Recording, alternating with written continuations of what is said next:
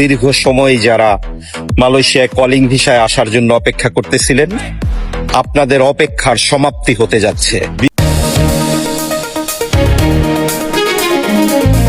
আমি মালয়েশিয়া থেকে সাবা সারোয়াক যাচ্ছি।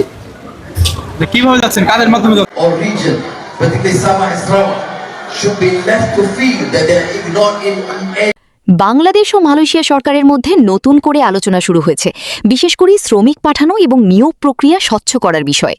জানা গেছে আগের সিন্ডিকেট ও দুর্নীতির কারণে ভিসা প্রক্রিয়া বন্ধ ছিল। এখন নতুন নীতিমালা তৈরি করে আবার চালুর পরিকল্পনা চলছে।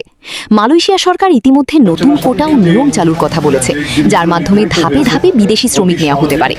এমনকি ধারণা করা হচ্ছে 2026 সালে সীমিত সংখ্যক 30 থেকে 40 হাজার কর্মী নেওয়া হতে পারে। তবে এখনো পর্যন্ত নির্দিষ্ট কোনো তারিখ ঘোষণা করা হয়নি। সবকিছুই নির্ভর করছে দুই দেশের চূড়ান্ত সিদ্ধান্তের উপর। তাই যারা মালয়েশিয়া যেতে চান তারা অপেক্ষা করুন, যে কোনো সময় আসতে পারে বড় সুখবর।